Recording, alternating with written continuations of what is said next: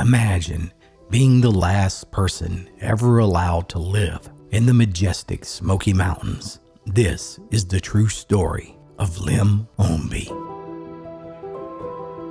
When the Smoky Mountains National Park was created in 1934, only a few people were allowed to remain in their homes on lifetime leases. Until one by one, all of them died except Lem Ownby.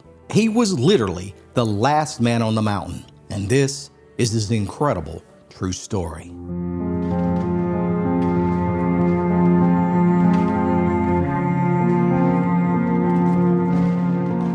Our story begins in 1863, during the turmoil of the bloody war between the states.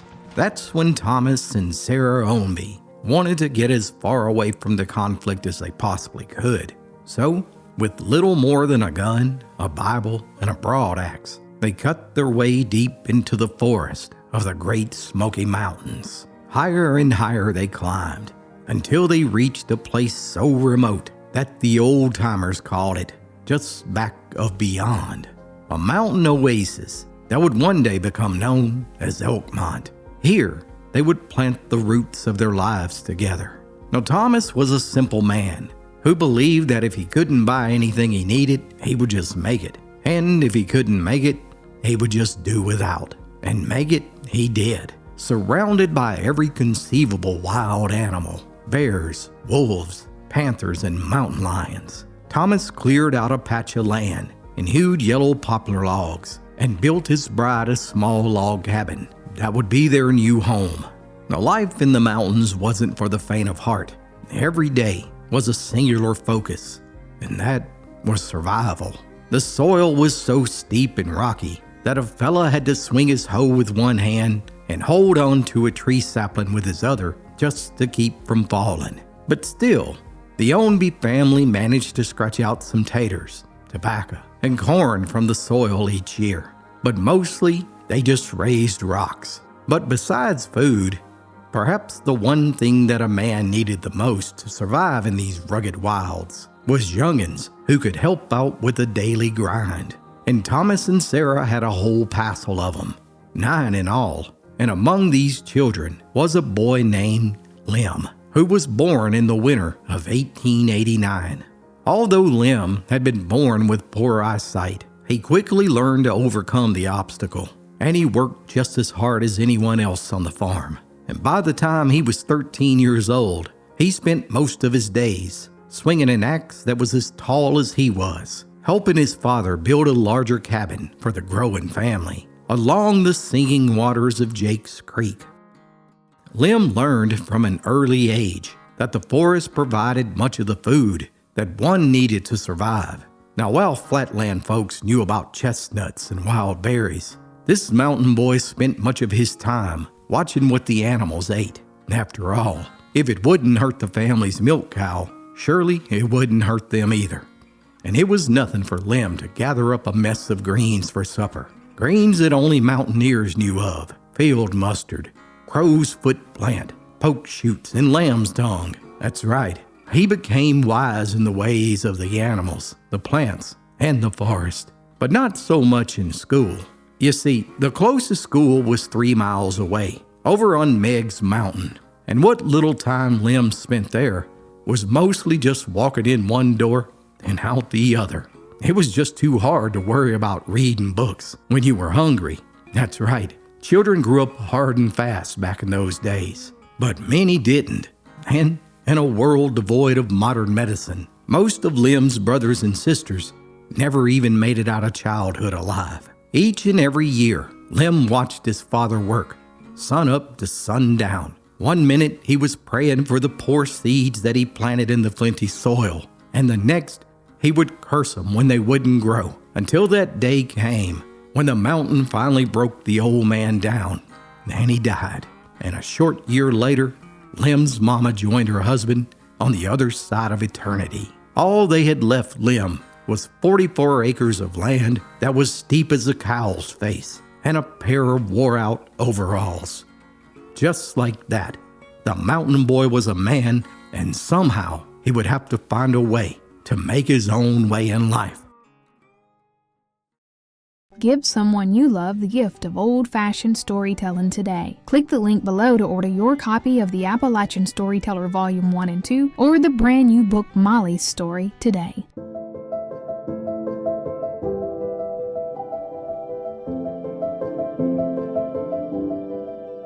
The virgin forest of the Smoky Mountains contains some of the finest hardwoods in all of America.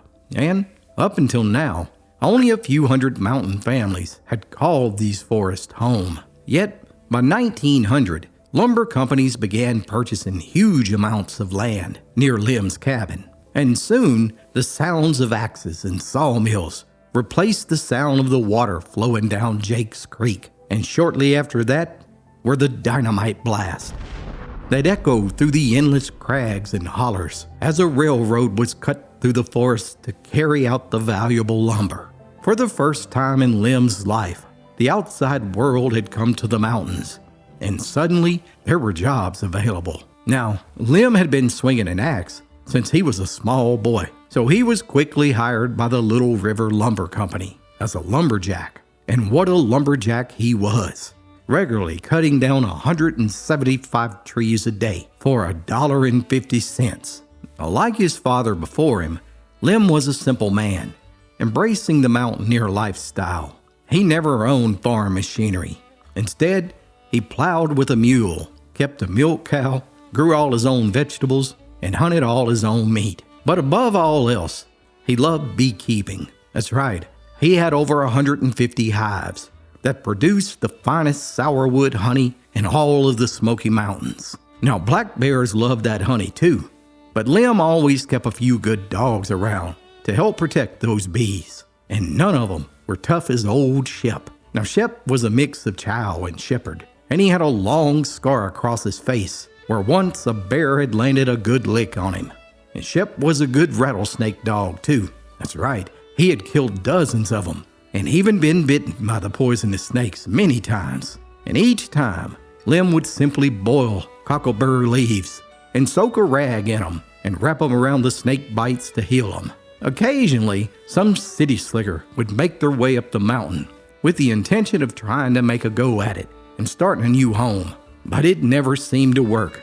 Like that one time, a college-educated fella moved up beside Lem. But in less than a year, he had almost starved to death and even came down with a bad case of the warts. To hear Lem tell it, he was just too darn educated for his own good, and he didn't have nary a clue about scratching for a living. And he would have starved to death if Lem hadn't have felt sorry for him. And Lem even cured that fella's warts by telling him to steal a dish rag and rub it over his warts and then to hide it under a rock and never go back. And sure enough, by the time the dish rag rotted, the fella's warts were gone, and so was he from the mountains.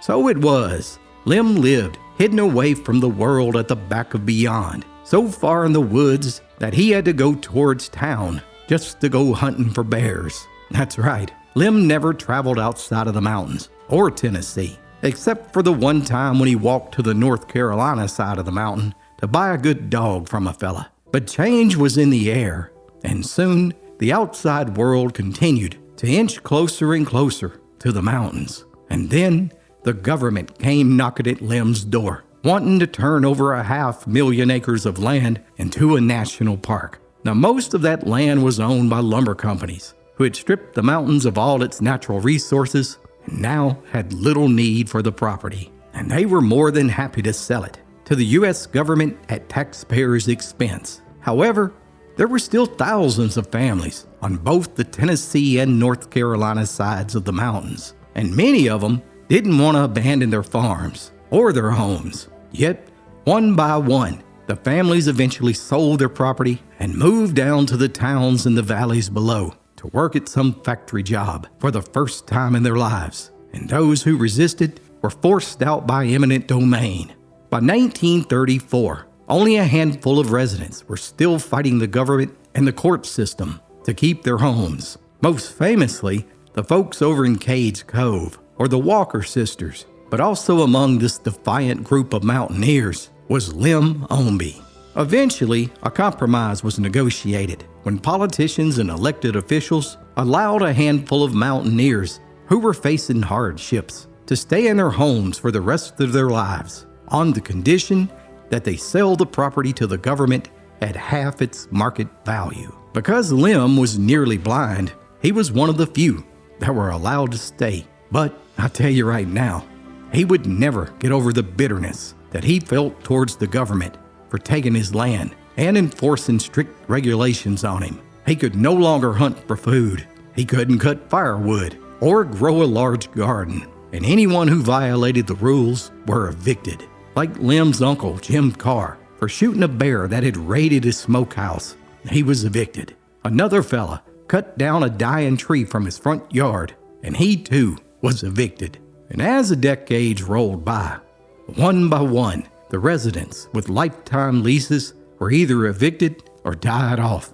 All of the people in Cades Cove were gone. And by 1964, all of those famous Walker sisters were gone too. Suddenly, Lem Ownby was the last man on the mountain. Few people knew about him, but those who ventured to the abandoned town of Elkmont and made their way down a narrow gravel road that turned into a dirt path and then ended in Lem's front yard would be greeted by his dogs, and then they would find Lem sitting on his front porch, ready to sell him a jar of fresh honey. Now, Lem was a friendly fella, and he would just sit and talk about the old days with visitors. Unless they were from the government, then it was an entirely different story. Such as that one time in 1976, when two United States Supreme Court justices who were on a retreat in Gatlinburg decided that they would like to go visit the last mountaineer in the Smokies.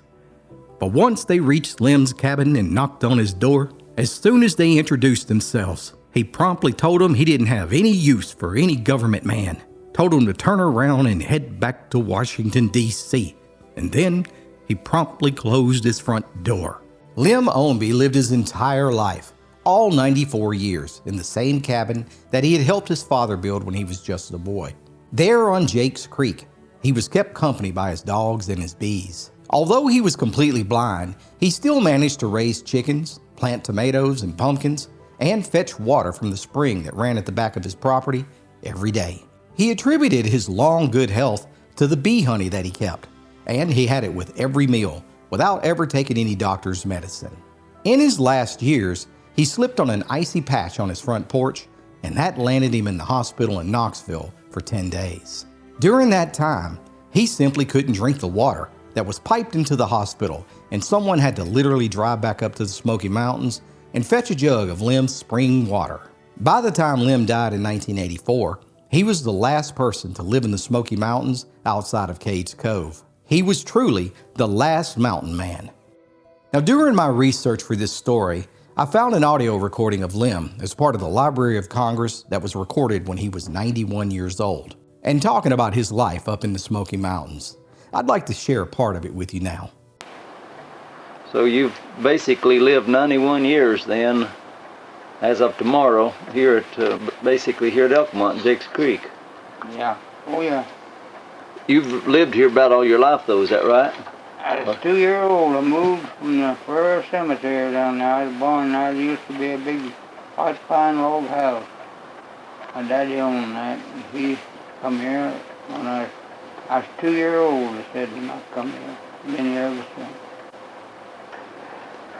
Who were, can you remember something that happened to you when you were in school that just kind of stands out? Who were some of your teachers? I never did go to school much. Did you have eye problem when you were small, or did this come on later? Which? Eye problem? Yeah, you're able... I was born that way. From my birth. Was it, you weren't able to see too much then when you were... Yeah, I couldn't see half as good as a man had good eyes. Back when I was younger, I could do a lot of work. And get around and go where I wanted to, but I never did have the eyesight other people had. Well, I guess like all mountain people, the church was kind of a center focal point of the community. Mm-hmm. You remember anything about the revival times that you used to go to? Yeah, they used to have some good meetings there. Well, I understand that the Irish have tempers. That were they Ownby's Well, Irish. That's where we first started from. Well, Uncle Lem, I was Yeah. talking to a lady that's 90 years old, my neighbor, and I was walking yesterday through her yard, and she was out putting onions in the garden. And of course, it's kind of a spring-like day yesterday, being in around 73 degrees, and today is equally pleasant. I've noticed you got your bees buzzing here in the house. You may have heard Yeah. one or two of them swing by here while we're talking. Yeah. It's a kind of typical spring. She started telling me, though, that she didn't think this warm weather is going to last too long. She started reminiscing the old snows. Do you remember anything about the big snows? That Yeah, I've seen them here at this place, 32 inches. Well, you've got many memories. I know the Depression, hard times. When we think of hard times, many of us think of the Depression. Did you have any other times that you would classify as hard times? No, much harder time to have. But you were able to do a lot of farming, and of course, like most mountain homes, I guess you managed to keep a certain amount of food. It might not have been a great variety, but I guess you always had food in the house. Sure did. Always had a meal. You had your own grist mill? Oh yeah, Pap had a meal. How many grist mills were here in the Jakes Creek, Elkmont area? Captain Nick had one, Levi had one, we had one, Dave on the pier had one. Well, with the grist mill, you were able to always have bread if you had a good field of corn. Which- We always made the corn enough to do us about it. Never had to buy no corn much. We sold, I don't know, Papa sold 100 bushel. I know they sell 100 bushel one time, 40 cents a bushel. We made on these hills, 40 cents a bushel. 40 cents a bushel. What a rare look at a time that is now long gone. I hope you enjoyed listening to Mr. Lem talk about the old days as much as I did. What a tremendous life he lived, from his father escaping to the mountains to avoid the Civil War, to their land being taken by the government to establish a national park, to becoming one of the few who were allowed to continue living in the park, and finally becoming the last man on the mountain. What an incredible man. Let me know what you think about Lem's story in the comments below. And, as always, thanks so much for watching, and be sure to like and subscribe for more true stories from Appalachia's past.